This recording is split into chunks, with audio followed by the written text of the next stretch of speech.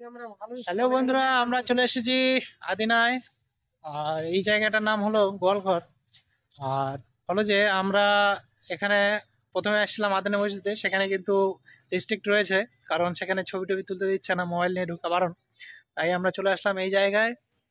এই জায়গায় দেখতে পাচ্ছেন কত সুন্দর জায়গাটা। দেখুন চারপাশটা।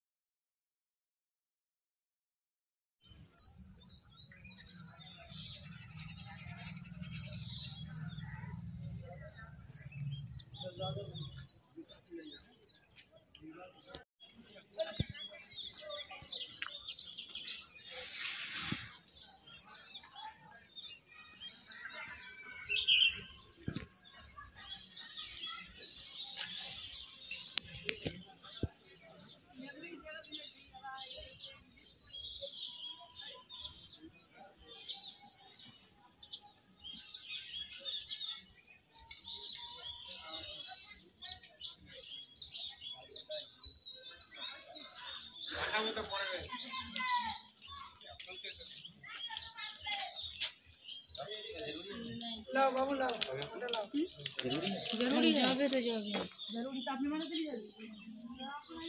इतना पे भाड़ा चले आए।